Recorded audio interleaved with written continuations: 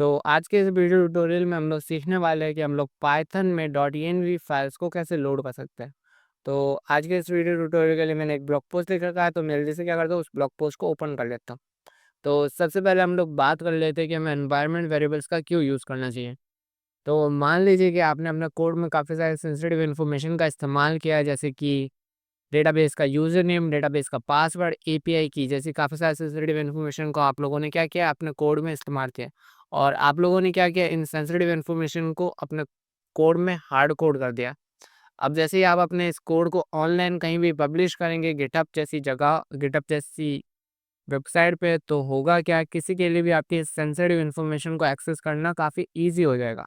तो इससे होगा क्या कि आपका डेटाबेस हैक हो सकता है, आपका सर्वर भी हैक हो सकता है। तो इन सारी वल्नरेबिलिटीज़ से बचने के लिए हम लोग क्या करते हैं, हम लोग एनवायरनमेंट वेरिएबल्स का इस्तेमाल करते हैं। तो डॉट env फाइल्स में हम लोग क्या करते हैं, अपने सारे एनवायरनमेंट्स वेरिएबल्स को स्टोर कर लेते हैं। और उसके बाद क्या करते हैं, किसी पैकेज की मदद से क्या करते हैं, इस डॉट env फाइल्स के वेरिएबल्स को अपने पाइथन या फिर किसी भी स्क्रिप्ट के अंदर लोड करते हैं। तो आज के इस वीडियो में हम लोग सीखेंगे कि हम लोग डॉट env फाइल्स को पाइथन के अंदर कैसे लोड कर सकते हैं।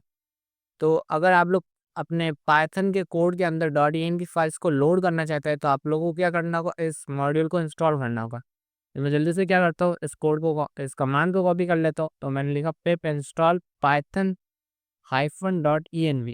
तो मैं जल्दी से क्या करता हूँ, इस मॉड्यूल को इंस्टॉल कर लेता हूँ। अब ये मॉड्यूल इंस्टॉल होना शुरू हो चुका है। तो ये मॉड्यूल सक्सेसफुली इंस्टॉल हो चुका है। तो अब हम अपने स्टेप नंबर 2 की तरफ आगे बढ़ते हैं। तो जो स्टेप नंबर 2 है ना, वो उसमें हमें क्या करना है, अपने एक डॉट env फाइल को बनाना है। तो मैं जल्दी से क्या करता हूँ, एक डॉट env फाइल बना देता हूँ। तो मैं डॉट env फाइल बना लेता हूँ।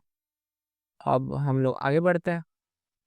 तो अब हमें क्या करना है, कुछ एनवायरनमेंट्स वेरिएबल्स को इस env फाइल के अंदर स्टोर कर लेना है। तो मैंने इस कोड को कॉपी कर लिया। अब एक इम्पॉर्टेंट बात, मैं इन डमी एनवायरनमेंट्स वेरिएबल्स का इस्तेमाल कर रहा हूँ। एक मिनट, मैंने इसे कॉपी नहीं किया, तो मैं जल्दी से इसे कॉपी कर लेता हूँ। ठीक है, कॉपी हो गया। तो मैं इन एनवायरनमेंट वेरिएबल को पेस्ट कर दिया और सेव कर दिया। तो एक इम्पॉर्टेंट बात, मैं इस वीडियो में इन डमी डमी एनवायरनमेंट वेरिएबल्स का यूज़ कर रहा हूँ, पर आप लोग अपने एक्चुअल एनवायरनमेंट वेरिएबल्स को इस फाइल के अंदर स्टोर करना। तो मैं इस फाइल को क्लोज कर लेता हूँ। तो अब हम लोग सीखेंगे कि हम लोग अपने एनवायरनमेंट वेरिएबल को पाइथन में कैसे लोड कर सकते हैं। तो सबसे पहले आप लोग क्या करना है, from dot env import lot dot env इस फंक्शन को इम्पोर्ट कर लेना है। और उसके बाद क्या करना है, लॉट डॉट env फंक्शन को कॉल कर देना है। तो मैंने इस फंक्शन को रन कर दिया। अब हम लोग सीखेंगे कि हम अपने एनवायरनमेंट वेरिएबल को पाइथन के अंदर कैसे एक्सेस कर सकते हैं। तो इसके लिए हमें फिर से एक और मॉड्यूल इंपोर्ट करना होगा। फिर इस मॉड्यूल का नाम है ओएस। आप लोगों को इसे इंस्टॉल करने की ज़रूरत नहीं है, क्योंकि ये एक बिल्ट इन मॉड्यूल है। तो अब हम लोग अपने एनवायरनमेंट वेरिएबल को कैसे एक्सेस कर सकते हैं वो सीखते हैं। तो अब जैसे कि मैं अपने इस वेरिएबल का नाम रखता हूँ डेटाबेस यूआर। अब मैं क्या करूँगा, ओएस डॉट एनवायर डॉट गेट, जो भी आपके एनवायरनमेंट वेरिएबल का नाम। मेरे केस में आप लोग देख सकते हैं डेटाबेस यूआर यूज़र की एक एनवायरनमेंट वेरिएबल है। तो मैं क्या करता हूँ, इसी एनवायरनमेंट वेरिएबल को अपने पाइथन के अंदर यूज़ करके आप लोगों को दिखाता हूँ। तो मैं जैसे ही प्रिंट करूँगा डेटाबेस यूआरएल, तो अब मैं इस फाइल को रन करता हूँ, Python main dot P file.